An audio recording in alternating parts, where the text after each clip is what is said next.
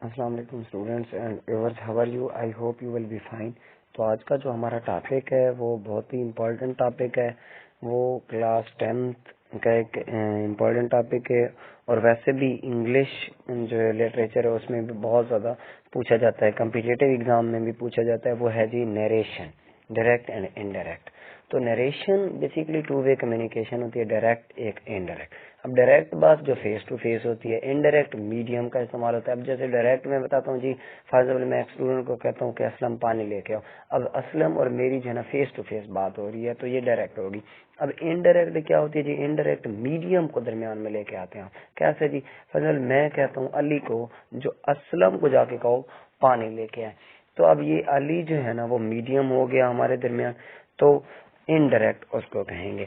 तो डायरेक्ट और इनडायरेक्ट पढ़ने से पहले कुछ रूल्स हैं, वो याद रख लें कि आपको फर्स्ट पर्सन का पता होना चाहिए, सेकंड पर्सन का पता होना चाहिए, थर्ड पर्सन का पता होना चाहिए, और प्रोनाउन की जितनी भी केसेस हैं उनका पता होना चाहिए। अब प्रोनाउन की जी मैं आपको बताता हूँ 3 केसेस हैं। सब्जेक्टिव, सब्जेक्ट के तौर पे जब इस्तेमाल होता है।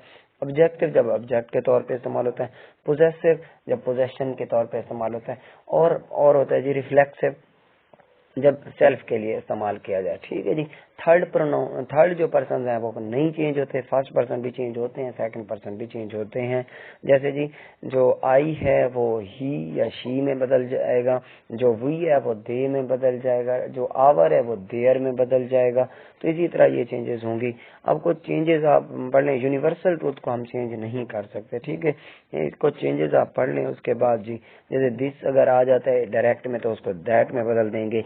टुडे आ गया है तो दैट डे में उसको बदल देंगे। उसके बाद जी अगर आ गया है जी दीज डायरेक्ट में तो इनडायरेक्ट में दोज कर देंगे।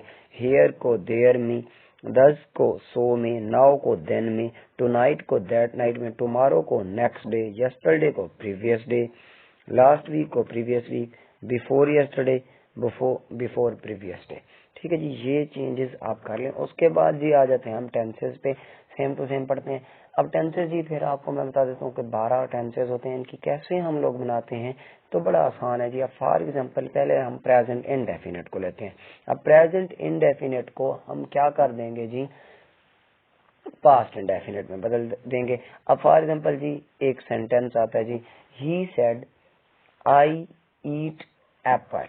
अब ये हो गया जी। अब इसकी जब हम नरेशन बनाएंगे तो क्या करेंगे जी, he said comma inverted commas की जगह पे दैट, ही सेड दैट, तो क्या आगे लगा देंगे जी पास्ट इंडेफिनिट में उसको कन्वर्ट कर देंगे। कैसे जी, ही, अब आई को कन्वर्ट करना ही में, ही एट एप्पल।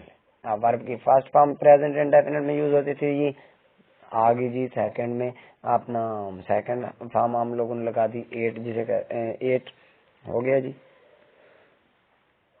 उसके बाद जी बिल्कुल इसी तरह जो है ना नेगेटिव में आपको पता है जी, वहां पे अगर डू नॉट या डज नॉट है तो यहाँ पे डिड नॉट लगा दोगे। अब उसके बाद प्रेजेंट कंटिन्यूअस जो फॉर्म है जी उसको जी हम प्रेजेंट पास्ट कंटिन्यूअस में बदल देंगे। जैसे इज एम आर को जी हम बदल देंगे वाज वर में। और उसके बाद जी आ जाता है प्रेजेंट परफेक्ट, हैज और हैव, इसको हम बदल देंगे हैड में। और उसके बाद जी प्रेजेंट परफेक्ट कंटिन्यूअस आ जाता है, इसको पास्ट परफेक्ट कंटिन्यूअस में डालते हैं। उधर हैज बीन या हैव बीन आएगा तो इधर आप जो है ना डाल देंगे हैड बीन। ठीक है जी, ये हमारा जो है ना प्रेजेंट कंप्लीट हो गया। उसके बाद पास्ट जी, अब पास्ट इंडेफिनिट को किस चीज में बदलना है जी, पास्ट इंडेफिनिट को पास्ट परफेक्ट में बदल दें। जैसे अब आ जाता है जी ही एट एप्पल, तो हम लिख देंगे जी ही हैड ईटन एप्पल। इसी तरह जी पास्ट कंटिन्यूअस को किस चीज में बदलेंगे जी, पास्ट कंटिन्यूअस को हम बदलेंगे जी पास्ट परफेक्ट कंटिन्यूअस। जैसे फॉर एग्जाम्पल आ जाता है जी he was eating an apple, तो हम लिखेंगे जी he has been eating an अपना sorry he had been eating an apple. उसके बाद जी आ जाता है पास्ट परफेक्ट को हम चेंज ही नहीं कर सकते। और उसके बाद जी फ्यूचर में आ जाते हैं। फ्यूचर में विल और शेल को वुड और शुड में हम लोग क्या कर देंगे जी चेंज कर देंगे। कैन को कुड में चेंज कर देंगे, मे को माइट में चेंज कर देंगे। तो इसी तरह हमारी ये नरेशन तो जो है वो कंप्लीट हो जाती है।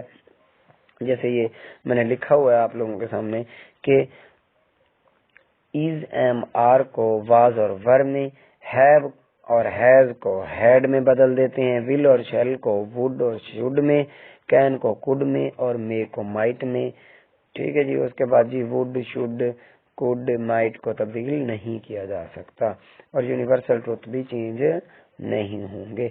आप देखें जैसे लिखा हुआ जी Raja said I shall not play today. अब राजा सेड कॉमन वर्ड का दैट, उसके बाद आई चेंज हो जाएगा जी किस चीज में, ही में। अब शैल आपको पता है किस चीज में चेंज हो जाएगा, ये जी शुड में चेंज हो जाएगा या वुड में चेंज हो जाएगा। तो ये क्लियर हो जाएगा जी हमारे पास। तो इसमें कोई अगर प्रॉब्लम है तो आप कमेंट बॉक्स में पूछ सकते हैं। इससे रिलेटेड कोई भी सवाल हो आपका तो आप कमेंट बॉक्स में पूछ सकते हैं, इंशाल्लाह आई विल रिप्लाई।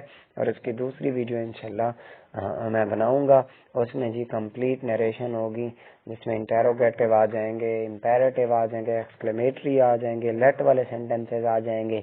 अभी टेंसेस की हम लोगों ने नरेशन पढ़ी है, इसमें कोई भी सवाल हो तो आप लोग पूछ सकते हैं। Thank you.